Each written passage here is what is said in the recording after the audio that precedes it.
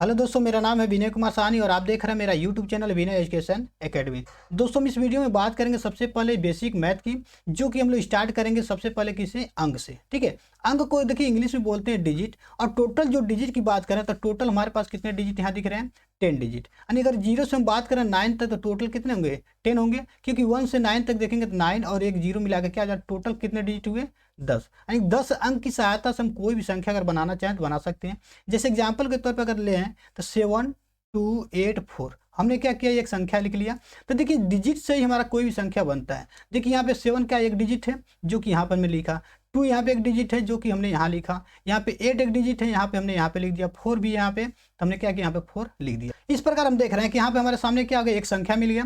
इस संख्या को बोलेंगे 7284। तो जो भी हम संख्या अगर बनाते हैं तो डिजिट की सहायता से बनाते हैं। इसलिए हम कह सकते हैं कि जो भी मैथ स्टार्ट होता है कहाँ से स्टार्ट होता है? डिजिट से स्टार्ट होता है या फिर अंक से स्टार्ट होता है। अब चलिए संख्या के बारे में बात करते हैं कि संख्या कितने प्रकार की होती है।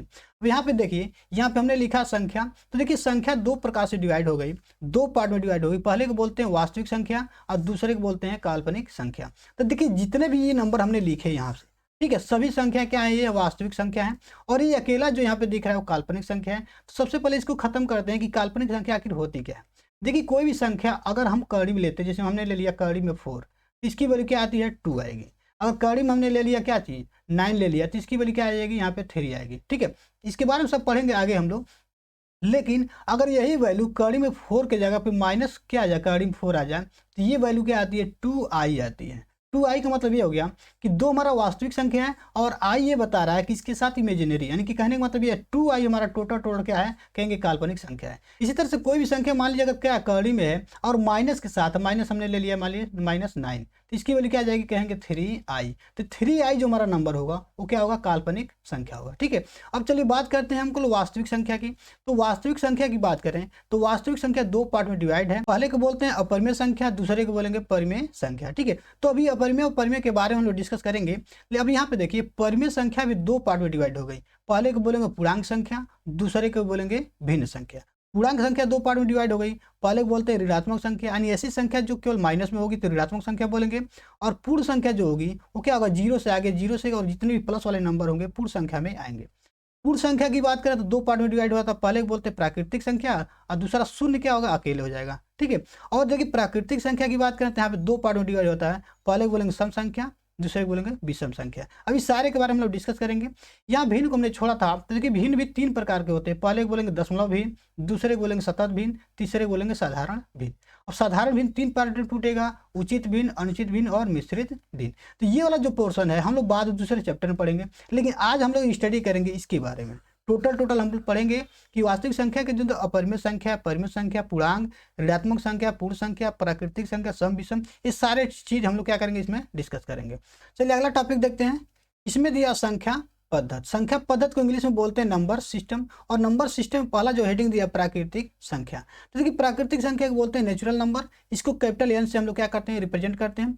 इसमें दिया करा ऐसी संख्या जिसका प्रयोग गिनने के लिए किया जाता है उसे प्राकृतिक संख्या कहते हैं। देखिए प्राकृतिक संख्या क्या है? जैसे 1 2 3 4 5 6 7 8 9, आगे अगर बढ़ाना चाहें तो 10 हो जाएगा, फिर 11 होगा, फिर 12 होगा। इस तरह क्या आगे बढ़ाते कहाँ तक जाएंगे? अनंत तक। इसके बीच में जो भी 1000, 10,000, 20,000, लाख, 2 लाख, 5 लाख, 10 लाख, करोड़, अरब, खरब जो भी संख्या इसके अंदर आएंगी सभी संख्या क्या होंगी? प्राकृतिक संख्या होंगी। जैसे यहाँ पे दिया 7 8 2 9 8 4 3 0 7 6 9 8 3, इतनी बड़ी संख्या हमने लिख दी। ये भी संख्या क्या है? कहेंगे प्राकृतिक संख्या, क्योंकि इसको हमने क्या किया? इस नंबर की सहायता से हमने लिख दिया। ठीक, सभी संख्या क्या प्राकृतिक है। लेकिन दिक्कत तब खड़ा हुआ कि जैसे मान लिया अगर हम प्लस कर रहे हैं तो कोई दिक्कत नहीं है। जैसे 1 प्लस हमने लिखा 2, तो 1 + 2 किया क्या मिला? 3।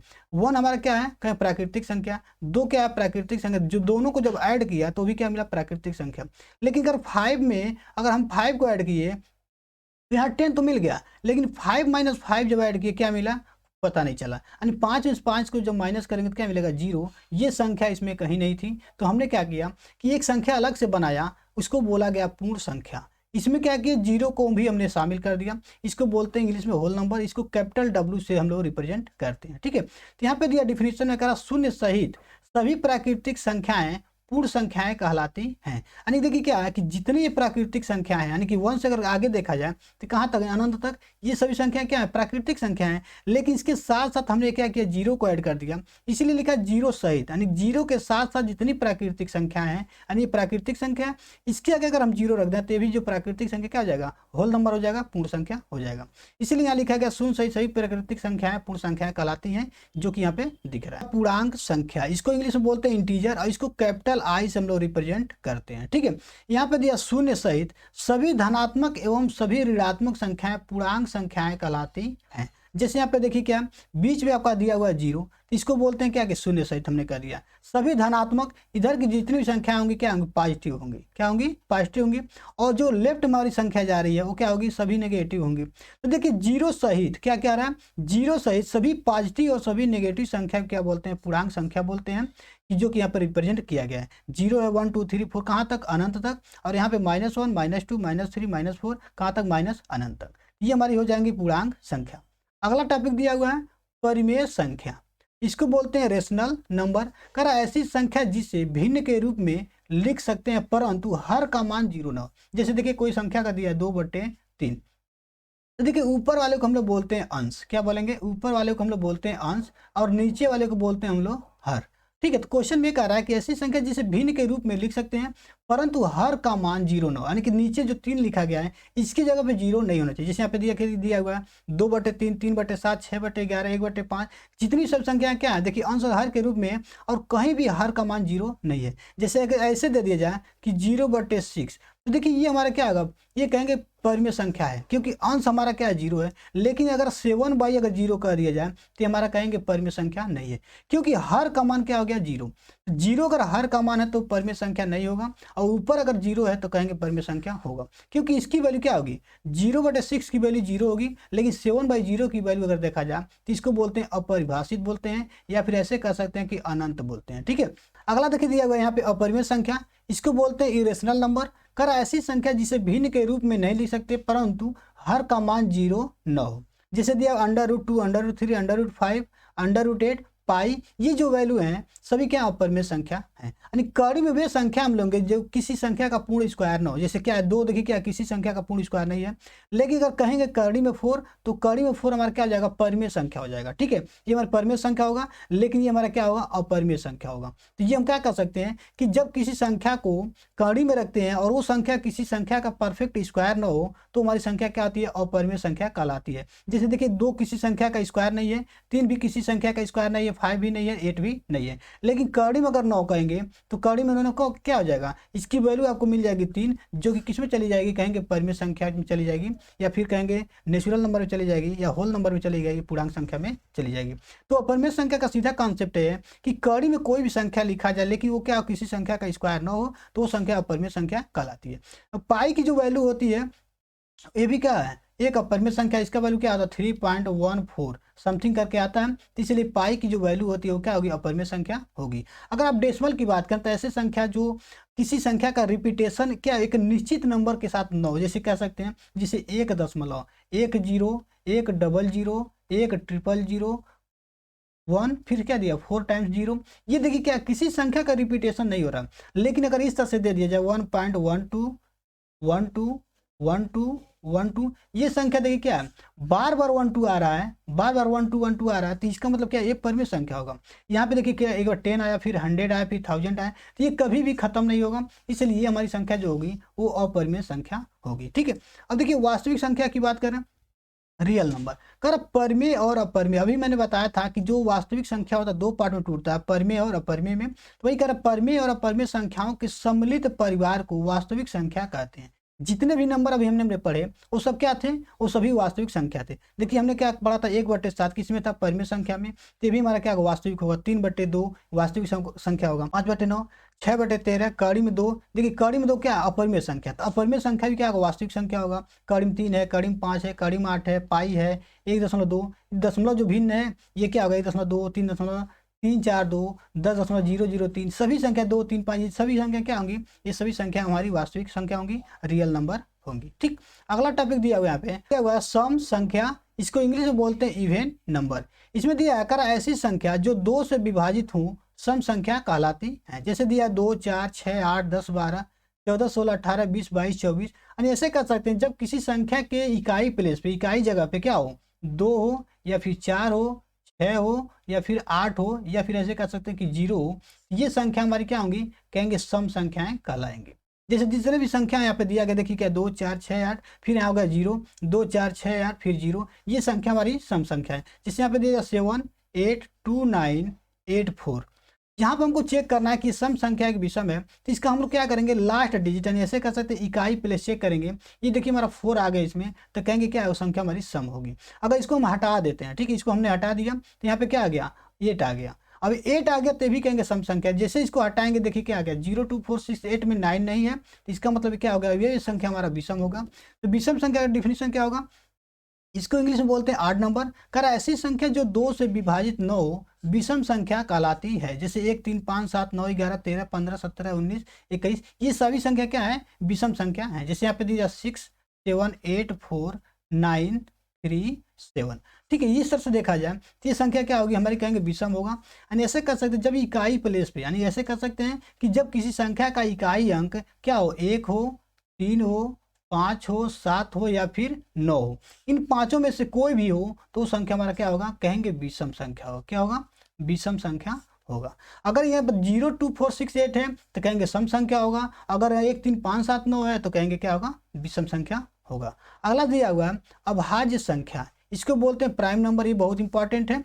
कर ऐसी संख्या जो एक या स्वयं के अतिरिक्त किसी अन्य संख्या से विभाजित न हो अभाज्य संख्या कहलाती है। ऐसे कर सकते हैं, देखिए क्या है, 2 जो संख्या हमारा है किससे कटेगा, कहेंगे 1 से कटेगा, और किससे कटेगा, खुद से कटेगा।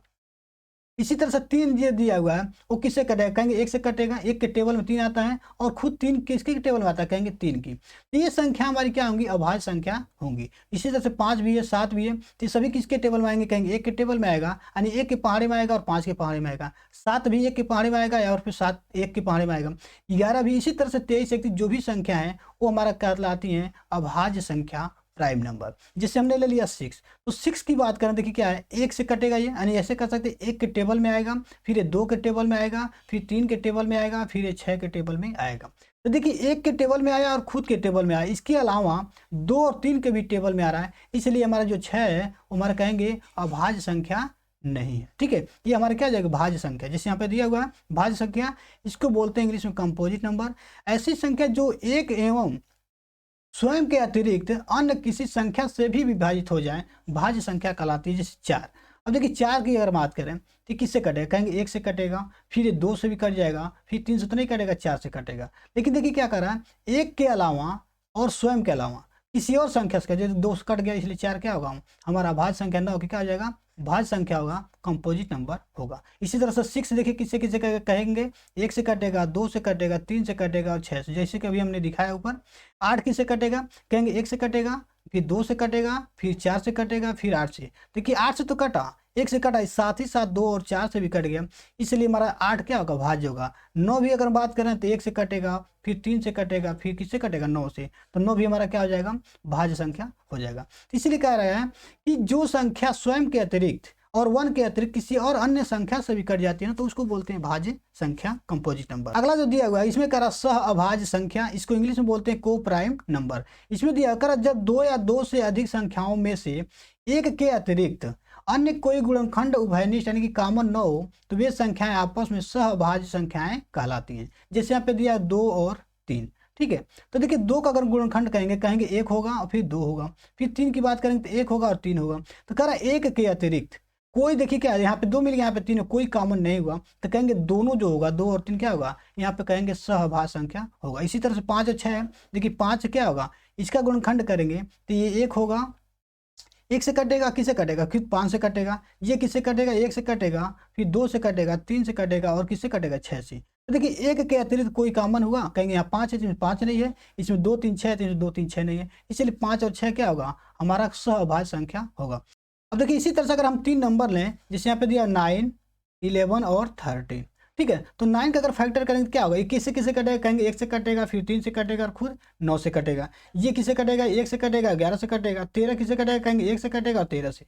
तो देखिए यहाँ पे एक के अतिरिक्त कोई भी संख्या किसी में कॉमन नहीं है, तो कहेंगे तीनों संख्या क्या होंगी, को प्राइम होंगी, सहभाज्य संख्या होंगी। ठीक, अगला जो टॉपिक है कि शून्य के गुण यानी कि प्रॉपर्टी ऑफ जीरो। देखिए पहली प्रॉपर्टी दिया जीरो की, करा जब किसी संख्या में जीरो को जोड़ा जाता है या फिर जीरो को किसी संख्या में जोड़ा जाता है तो उसके मान में कोई परिवर्तन नहीं होता। जैसे ऐसे कर सकते हैं कि जीरो अगर प्लस हम क्या रखें 7 रखें तो क्या होगा, जीरो इसके वैल्यू में कोई चेंजिंग नहीं करेगा, इसका वैल्यू क्या आ जाएगा 7। अगर जीरो प्लस हम क्या करते हैं 9 करते हैं, इसकी वैल्यू क्या आ जाएगी 9। अगर जीरो में हम क्या ऐड कर दें, कहेंगे पी हम ऐड कर दें, इसकी वैल्यू क्या आ जाएगी पी। यानी जीरो किसी भी संख्या के साथ अगर हम ऐड करते हैं तो वो संख्या खुद आ जाएगी, चाहे वो 1 नंबर हो चाहे 2 हो। अगर इसके साथ अगर माइनस भी लें कि जीरो प्लस अगर हमने ले लिया -5, इसकी वैल्यू क्या आ जाएगी -5। जीरो से कोई मतलब नहीं है, ये इसकी वैल्यू को कोई भी चेंजिंग नहीं करता है। ठीक है, इसी तरह से कह रहा है कि इसके उल्टा अगर कर दिया जाए, जैसे 0 + 7 की जगह पर हम 7 + 0 कर दें तभी वही चीज़ होगी, इसकी वैल्यू क्या आ जाएगी 7 आएगी। 9 + 0 को अगर हम क्या कर रहे हैं 0 + 9 को लिख दें कि 9 + 0 तो वैल्यू क्या आएगी 9 होगी। इसी तरह p + 0 कर देंगे तो इसकी वैल्यू क्या आ जाएगी p ही रहेगी। और यहाँ पे क्या होगा 0 - 5 जगह -5, अब प्लस हम क्या कर दें 0 तो इसकी वैल्यू क्या आ जाएगी -5। देखिए कहीं भी चेंजिंग नहीं हो रहा है, 7 है तो 7 आ रहा है, यहाँ 7 है तो 7 आ रहा है, 9 है तो 9 आ रहा है, यहाँ पे 9 है तो 9 आ रहा है। ये हमारी क्या फर्स्ट प्रॉपर्टी हो गई जीरो की। अब देखिए जीरो की जो दूसरी प्रॉपर्टी वो कह रहा है कि जब किसी संख्या से जीरो को घटाया जाता है तो उसके मान में कोई परिवर्तन नहीं होता। इसमें हम लोग माइनस की बात कर रहे हैं कि जैसे 7 माइनस अगर 0 कर दिया जाए तो इसकी वैल्यू क्या होगी, कहेंगे 7। इसी तरह से अगर यहाँ पे कर दिया जाए कि 10 - 0 कर दिया जाए तो इसकी वैल्यू क्या होगी, कहेंगे 10 होगी। इसी तरह से अगर x में से हम 0 माइनस कर दें तो वैल्यू क्या होगी, कहेंगे x होगी। यानी किसी संख्या में से अगर 0 को हम लोग माइनस करते हैं तो ये संख्या क्या आ जाएगी, खुद आ जाएगी। 10 में से अगर 0 माइनस कर दें तो 10 आ गया, x में से 0 माइनस किया, यानी 0 किसी संख्या के माइनस करने से उसके वैल्यू में कोई चेंजिंग नहीं कर रहा। तीसरी प्रॉपर्टी दिया हुआ है, करा जब किसी संख्या में 0 से गुणा किया जाता है या 0 को किसी संख्या से गुणा किया जाता है तो उसका मान क्या होता है, 0 हो जाता है। ये बहुत बड़ी प्रॉपर्टी है कि जैसे हमने दिया यहाँ पे मान लिया हमने 5, अब 5 पे हमने मल्टीप्लाई कर दिया 0 से तो इसकी वैल्यू क्या आ जाएगी, कहेंगे टोटल 0। यहाँ पर अगर हमने ले लिया 11 में हमने मल्टीप्लाई किया 0 से, इसकी वैल्यू क्या आ जाएगी 0। इसमें हमने ले लिया x में हमने मल्टीप्लाई कर दिया 0 से, इसकी वैल्यू क्या आ जाएगी 0। कोई भी संख्या जिससे हमने ले लिया 7 × 5 × 9 × 10 × 100 कुछ भी कर दें, ठीक है, और मल्टीप्लाई एक 0 हम कर दें। अभी तक देखिए जो भी हम मल्टीप्लाई किए यहाँ तक अगर मल्टीप्लाई करेंगे कुछ ना कुछ वैल्यू आएगी, लेकिन इसमें अगर हम जैसे हम एक 0 लगाएंगे तो टोटल वैल्यू क्या आ जाएगी 0। ये बहुत बड़ी प्रॉपर्टी है कि जब किसी संख्या में 0 से गुणा करते हैं या फिर 0 का मल्टीप्लाई किसी संख्या में करते हैं तो वैल्यू क्या होगी 0। अब देखिए ये वैल्यू हम अगर पहले लगा दिए तो भी वैल्यू क्या होगा, ये वैल्यू 0 ही। अगर हमने यहाँ पे 7 से पहले 0 लगा दिया तो कहेंगे 0 का मल्टीप्लाई इन सब में किया गया तो भी वैल्यू 0 आ गई। जैसे 5 + 5 × 0 है, अगर 0 × 5 करते हैं ना तो इसकी वैल्यू क्या आ जाएगी, तभी 0 आएगी। 11 × 0 की जगह 0 × 11 करेंगे तभी वैल्यू क्या होगी 0 होगी। x × 0 की जगह 0 × अगर हम x करेंगे तभी वैल्यू 0 ही होगी। ये बहुत बड़ी प्रॉपर्टी होती है 0 की। अगली जो प्रॉपर्टी दिया हुआ है 4, इसमें कह रहा है कि जब किसी संख्या से 0 में भाग देते हैं तो उसका मान 0 होता है। 0 से में भाग देना मतलब क्या है, जैसे हमने कह दिया 0/7, इसका वैल्यू क्या होगा, कहेंगे 0। यहाँ दिया 0/8, इसकी वैल्यू क्या आ जाएगी 0। 0 हमने कर दिया x, इसका वैल्यू क्या आ जाएगा 0। 0 में अगर हमने p से डिवाइड कर दिया इसकी वैल्यू क्या आ जाएगी 0।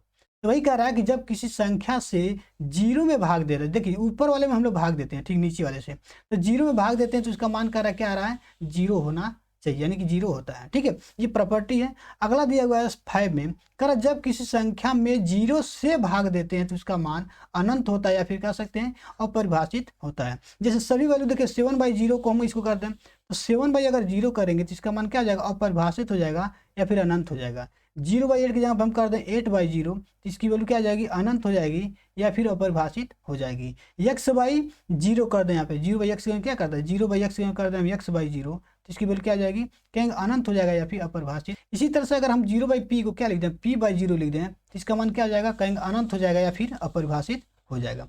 अगला प्रॉपर्टी करा 6 में, करा जब किसी संख्या की घात 0 हो तो उसका मान सदैव 1 होता है। ठीक है, जैसे अगर 1 का पावर क्या दिया हो 0 दिया हो घात क्या है, 1 का घात क्या है 0 है, तो इसकी वैल्यू क्या होगी, कहेंगे 1 होगी।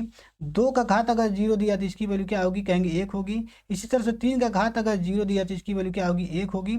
माइनस अगर 6 दिया हुआ है और इसका पावर दिया कर है 0, तो भी इसका मान क्या होगा, 1 होगा। यहाँ तक कि कोई अलजेब्रिक टर्म मान लीजिए जैसे x वाला टर्म दिया है, x का जो अगर मान दिया पावर दिया 0, तो इसका भी मान क्या होगा, 1 होगा। किसी भी संख्या का अगर पावर हम 0 रखते हैं तो इसका मान हमेशा क्या होता है, कहेंगे 1 होता है, 1 होता है। ठीक है, अगला प्रॉपर्टी देखिए यहाँ पे करा 1 के गुण, यानी कि 1 की प्रॉपर्टी हमको पढ़ना है, प्रॉपर्टी ऑफ 1। इसमें 3 प्रॉपर्टी है। इसमें पहले में दिया हुआ करा जब किसी संख्या में 1 से गुणा किया जाता है, कोई भी संख्या इसमें 1 से गुणा किया जाता है तो उसके मान में कोई परिवर्तन नहीं। जैसे 7 × 1, 7 में अगर 1 से गुणा करेंगे वैल्यू क्या होगी, 7 होगी।